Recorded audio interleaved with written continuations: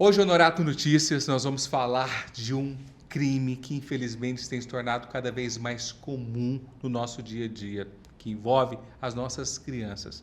Mas vamos falar de uma maneira diferente, porque ao longo desses mais de 20 anos de história de profissão, eu encontrei uma profissional, uma escritora, que tem rodado esse mundo e falado desse tema, feito esse alerta de uma maneira muito especial, através da literatura, da música e do dom, do talento que Deus deu para ela, a voz. Seja bem-vinda, Andréia. Muito obrigada, Marcelo. É uma honra estar aqui com você. Eu tinha muita vontade de te conhecer pessoalmente e eu acho que sim, precisamos falar sobre isso e quanto mais falarmos de uma forma que nós possamos realmente transformar essa palavra em ação, né?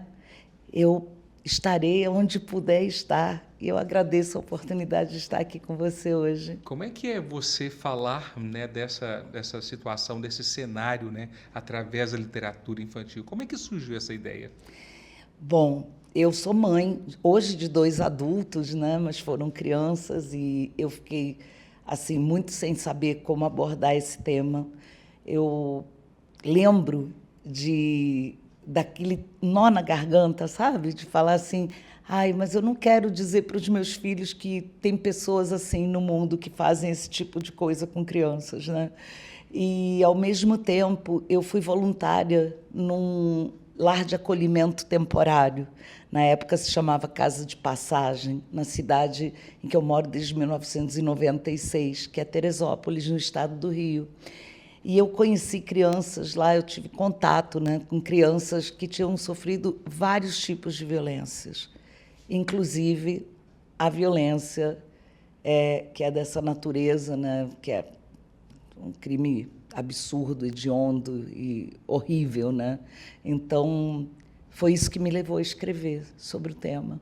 Vivenciando tudo aquilo, né? Querendo chegar antes, com o desejo de chegar antes, e esse desejo me moveu no sentido de estudar muito, de pesquisar muito e chegar ao texto final do Não Me Toca Seu Boboca. Exatamente. Inclusive, gente, esse livro daqui, ó, Não Me Toque Seu Boboca, ele, né, tem uma ilustração muito especial. São páginas especiais que tratam desse tema de uma forma lúdica, não é isso? Exato. E essa obra, né, ela tem repercutido de uma maneira muito positiva por onde você tem passado, né, André? Felizmente, sim, porque era uma grande preocupação, né? Quando eu escrevi, a Thaís Linhares, que é a ilustradora, ela é fantástica, né? Ela ilustrou e nós pesquisamos muito e, na verdade, nós quebramos muito a cabeça para que o livro nascesse desse jeito, porque não usamos personagens com feições assim humanas, né, mas sim com animais humanizados. É um recurso muito antigo das fábulas. Nas fábulas tem, né, quando a gente lembra da tartaruga e a lebre, por exemplo. Então, nas fábulas tem os animais humanizados, eles falam, né, e a criança consegue se conectar com a narrativa, mas sem encontrar similaridades com pessoas da vida real. E essa daqui é a personagem, a Rita. É isso? a Rita. É a Rita. É uma criança pequena que vai narrar em primeira pessoa uma história de quase. De um tio. Na verdade, Um assim... sorridente, um alegre. Ele é vizinho de porta dela. Ele se apresenta, pode me chamar de tio Pipoca. O livro todo, a narrativa toda, traz elementos de conexão com as infâncias, com a primeira infância, né? Então, a gente contando quem gosta de pipoca, aquelas coisas assim que justamente são os detalhes que fazem com que esse personagem ele traz elementos de conexão com as crianças. O apelido deles, ele se apresenta como tio Pipoca. ele surge com o ioiô, ele entrega figurinhas para as crianças.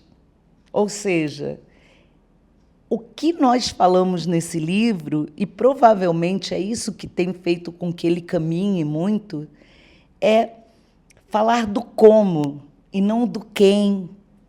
Ou seja, como esse crime habitualmente acontece. E outra coisa também que eu destaco, que eu fiquei sabendo, né, me corrija se eu estivesse errado, é por onde você passa, né, nas suas palestras, nos seus encontros, né, infelizmente tem aparecido logo depois das suas apresentações, tanto em escolas, tanto, né, às vezes o cenário, vítimas.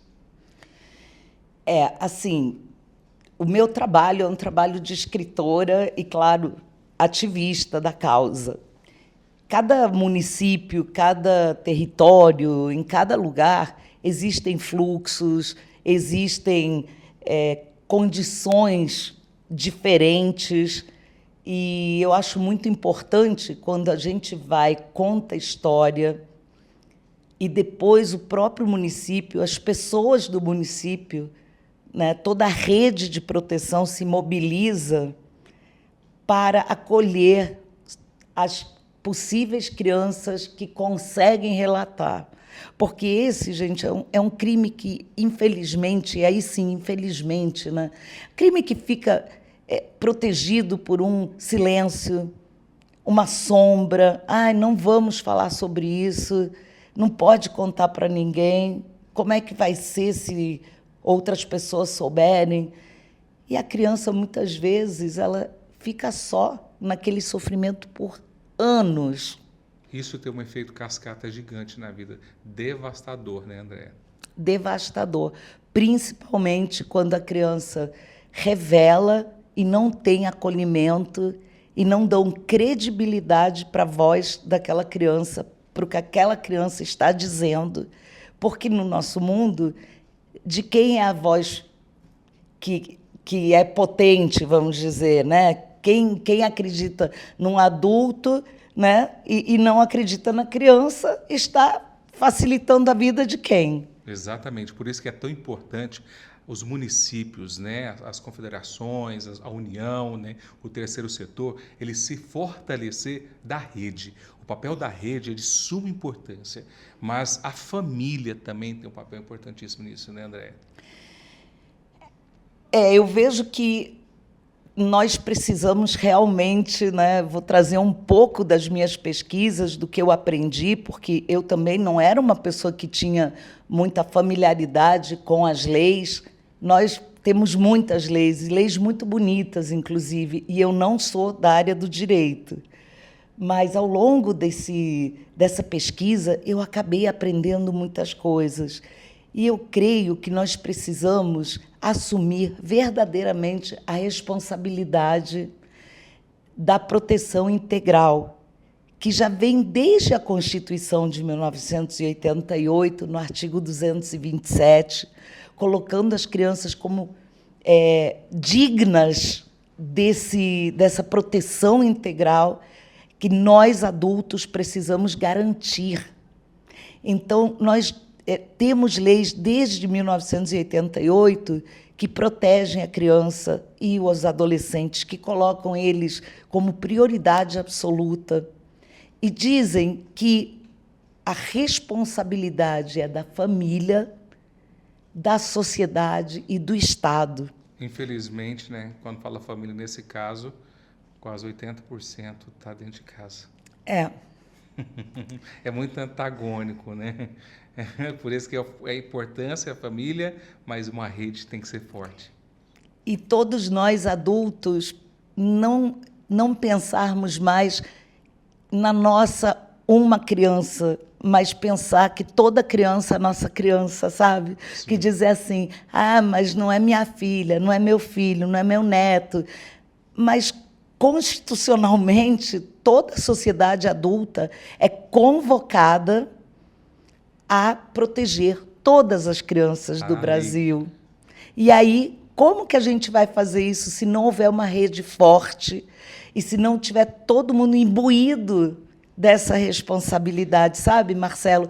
Eu acho que é esse chamamento do Maio Laranja, do 18 de maio, é que a gente realmente comece a entender que sozinho ninguém faz nada. Era exatamente o que eu ia te perguntar, né? Os municípios, né, as cidades, né, elas têm se envolvido cada vez mais em ações do Maio Laranja. Como é que você vê essa evolução desde que você começou? Você acha que tem ganhado força? É preciso maior incentivo do poder público, iniciativas privadas? É preciso... Como é que você vê esse movimento? Eu vejo esse movimento crescendo, como você disse. Eu vejo que a conscientização está caminhando, sim. Caminha a passos lentos, mas caminha. Porque nós passamos décadas, séculos repetindo várias crenças que não correspondem à realidade, né? Então a gente precisa realmente saber contra o que a gente está lutando, sabe, Marcelo? E todos que nos ouvem.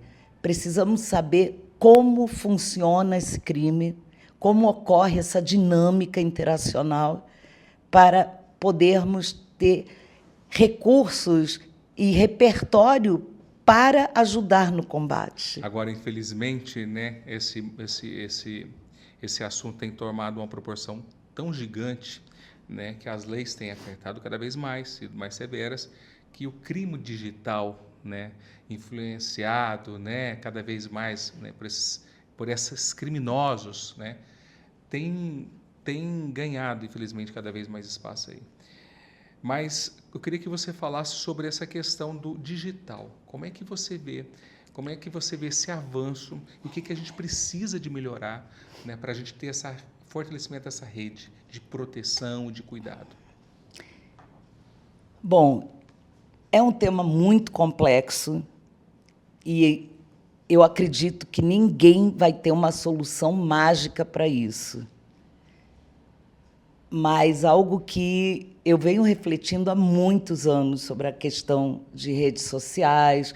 Eu estou muito feliz com o ECA Digital, que eu acho que ele vem como um grande alerta para a sociedade, porque é muito difícil, depois que você tem uma situação já constituída, puxar o freio de mão. A gente não pode esquecer que passou por uma situação em que as crianças ficaram horas e horas e horas no ambiente digital. E que foi uma contingência, não tinha como fazer diferente, mas isso também ajudou a aumentar a incidência dos crimes.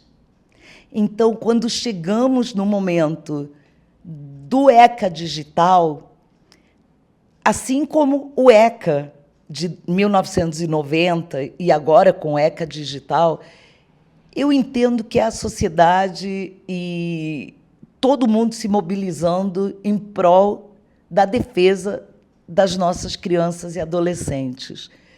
A coisa ficou correndo, tomou uma proporção gigantesca. Não domino todos os recursos. Por exemplo, tem uma amiga minha que é fantástica, que é a Sheili.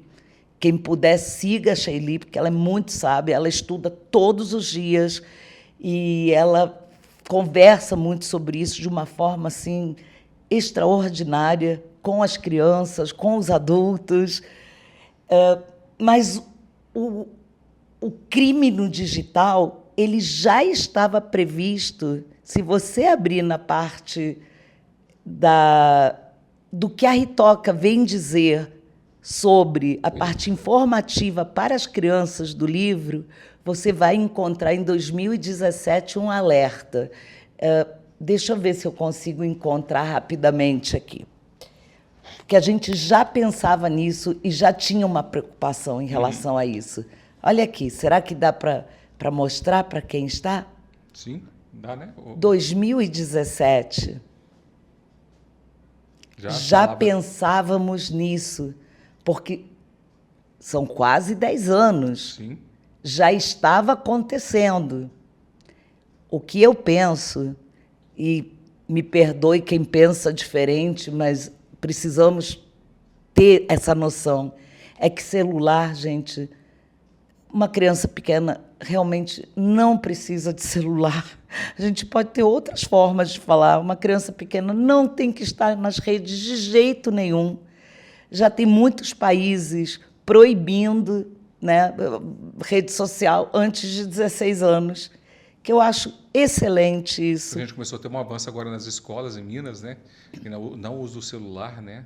No Brasil todo, no né? Brasil todo, quer dizer, né? Então isso já é um avanço, quem sabe que a gente pode, né, endurecer ainda mais essas leis, né? Mas assim também eu creio, Marcelo, e aí é um chamamento que eu faço para todo mundo, né?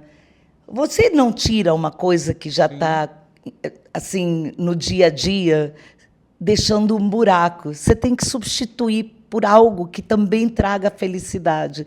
E eu acho que a rede social, né? Eu creio que rede social, passar videozinho, tudo isso, o mundo inteiro, na verdade, está estudando os efeitos disso. E os efeitos são maléficos. A gente vive uma pandemia de doenças mentais. Exato. Saúde mental, né? Isso que se fala tanto, né? Eu falo muito sobre isso. Não é aleatório, né? Então, essas comparações absurdas, é tudo... Gente, no Instagram todo mundo é feliz, né?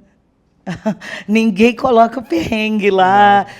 Hoje mesmo eu tomei um estabaco maravilhoso. Gente, eu tropecei no fio do microfone, porque era um microfone com fio. Eu tropecei no microfone. E foi maravilhoso, porque eu estava falando com o 9º ano. Eles riram, eu ri demais e falei, gente, vocês sabem que vocês, além de estar conversando com uma escritora, vocês também estão conversando com a pessoa mais desastrada do mundo. E sabe o que é melhor disso tudo? Quando eu estava no 9º ano, eu morria de vergonha e eu aprendi a rir de mim, das minhas trapalhadas. Que maravilha, né? Aprender a rir. Como eu gostaria que alguém tivesse me falado isso.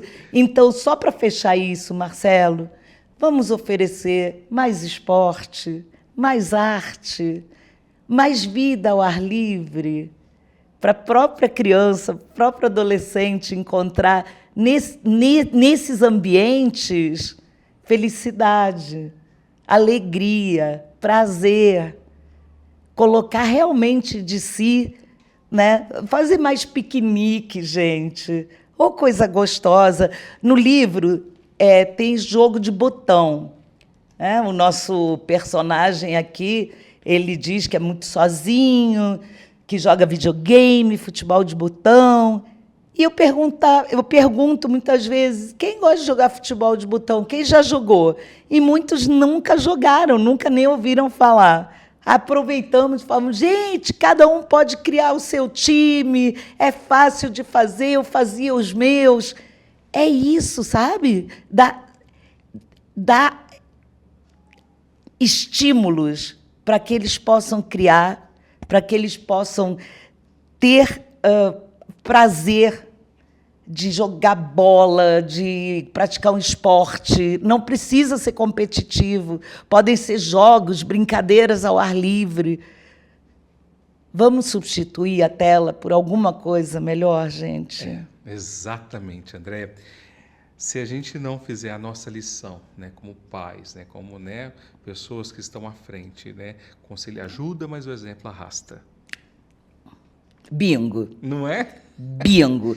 E isso a mãe de 2 jovens adultos pode dizer que faz uma diferença enorme.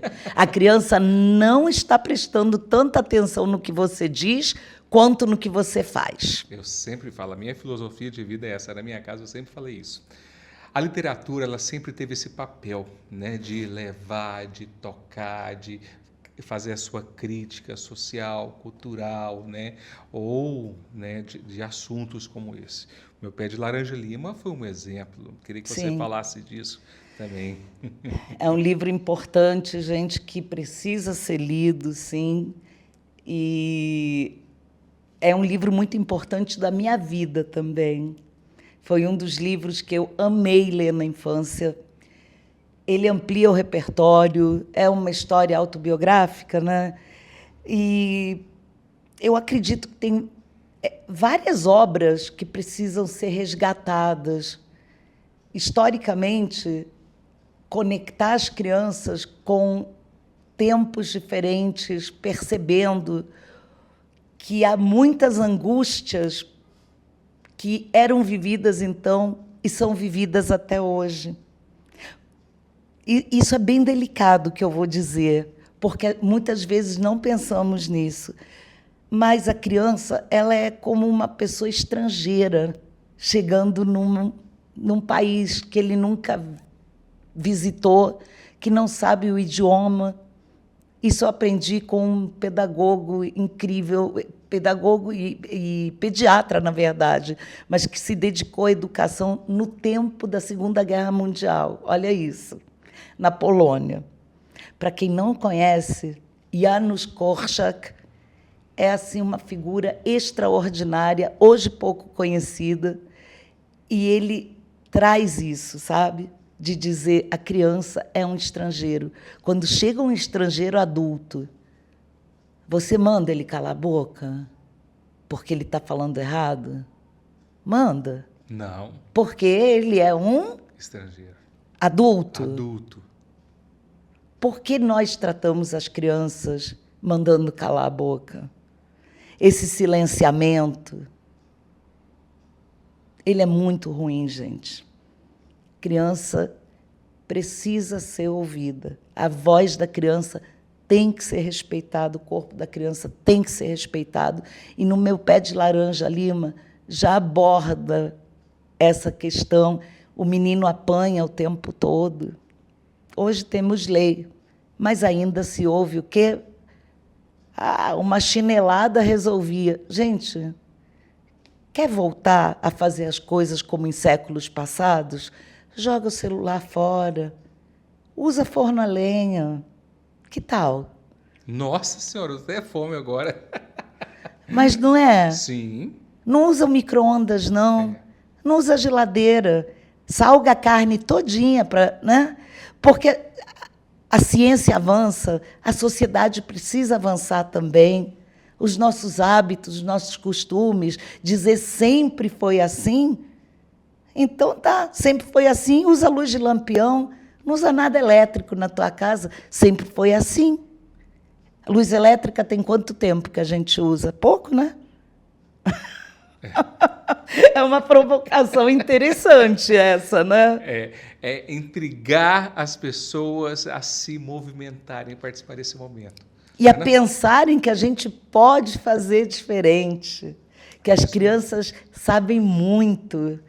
Hoje eu fiquei, Marcelo, vou dizer, fiquei impactada, porque criança de 9 anos, nas contações, usou a palavra constrangida.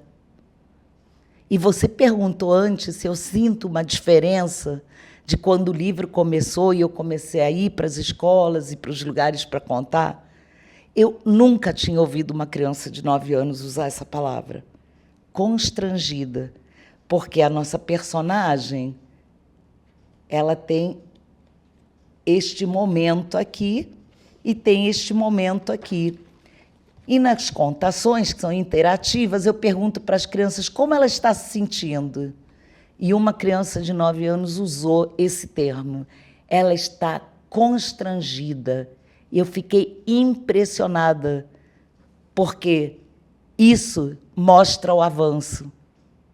Ela percebeu ali, na hora. E ela usou. Com a sensibilidade. E usou um termo que até uns anos atrás uma criança muito provavelmente não saberia dizer, uma criança de 9 anos. Eu nunca tinha ouvido uma criança de 9 anos dizer pronunciar, né? Enunciar. Ela está constrangida. Eu fiquei impressionada. Parabéns, Ituiutaba. Parabéns, Ituiutaba, parabéns você, mais Andrés, assim, ó, nesse mundo aí, para a gente poder falar desse tema, né, desse movimento, dessa pauta.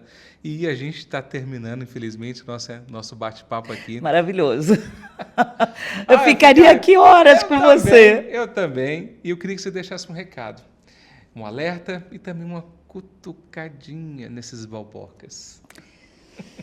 Então, gente, se a tua criança chegar com alguma conversa que você vê que ali tem algo diferente, para tudo.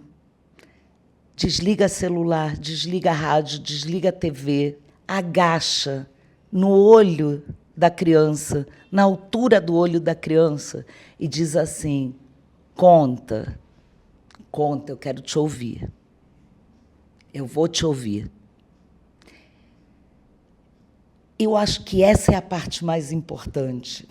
Esclarecer para as crianças que criança não pode ter segredo com adulto. Segredo de criança com adulto que não pode contar nunca para ninguém de jeito nenhum, como diz aqui no livro, não pode. Aí mesmo que a criança tem que ficar desconfiada. Outra, a frase da Ritoca, né, da personagem, ela diz assim: se for de um jeito suspeito, ninguém deve tocar na gente. E esse ninguém é ninguém mesmo. E o jeito suspeito, as crianças sabem o que é aquilo que confunde, é um toque que confunde a criança. Então, assim, é um recado longo, mas eu acho que isso é o mais importante. E para os bobocas, que covardia, né, gente? Pelo amor de Deus, né? Que covardia agredir alguém que não pode se defender. Não tem o que dizer sobre isso, né? Agredir alguém que não pode se defender. Qual é o nome disso? Não posso nem falar aqui. Vamos defender nossas crianças. Exatamente. Elas não podem sozinhas se livrar disso. Como nós não somos onipotentes, onipresentes, a gente precisa informá-las. Uma criança informada, tem uma pesquisa que diz que uma criança que já teve acesso a uma informação prévia, foi encontrado o número de 6 vezes menos suscetível a esse tipo de violência em simulações. Fizeram simulações com, né, essa pesquisa envolve uma simulação. Então, a criança que já tinha conhecimento, ela é 6 vezes menos vulnerável. É um número impressionante. Se a criança pequenininha, 4, 5 anos, ninguém falar para ela, gente, como ela vai saber? Muito obrigado. Adorei aqui nossa prosa, né? Nossa conversa. E eu tinha a maior vontade de conhecer pessoalmente. Porque Eu também. sou muito fã do seu trabalho, viu? Obrigada, Marcelo, e eu do seu. Pessoal, já que falou em prosa, vamos mudar o rumo dessa prosa, como se diz aqui em Minas? Exatamente. Vamos ouvir as crianças com atenção e não dizer que elas estão inventando, ou que fulano, beltrano, mas é acima de qualquer suspeita. Não, né, gente? E outra, mas eu não tenho certeza, então não posso denunciar. A denúncia é anônima, o Disque 100 é anônimo, né? E outra, a gente não é policial, a gente não é juiz. Quem tem que ter certeza não é a gente. A gente tem que observar e se perceber que tem algo estranho, comunicar. Exatamente. Muito obrigado, viu? Em Tuiutaba existe uma rede de proteção que está se fortalecendo a cada ano, que envolve setor público, iniciativa privada, e isso, gente, é feito por pessoas para proteger as nossas crianças e os nossos adolescentes. Um cuidado todo especial. Mas nada disso vai adiantar se você, aí ó, que está me vendo agora, não denunciar. 180 ou 190, ligação gratuita, e você pode denunciar de maneira anônima. A sua importância nesse processo, nesse papel, desse crime nojento, violento, que envolve as nossas crianças, é a minha responsabilidade e a sua responsabilidade. Para de acontecer, achar que só acontece com o vizinho, que é responsabilidade do outro, que não tem nada a ver com isso. A violência contra as nossas crianças, ela deve ser, sim, pauta do nosso café da manhã, do nosso almoço e do nosso jantar. Para de ficar tampando o sol com a peneira, achar que isso não acontece dentro de casa. Aliás, isso acontece cada vez mais dentro de casa. Os agressores são sorridentes, bonitos, felizes, né? Como diz aqui, ó, na obra, né? Não me toca, seu boboque, que fala muito bem disso, destaca muito bem isso. Afinal de contas, você tem papel fundamental de cuidar das nossas crianças.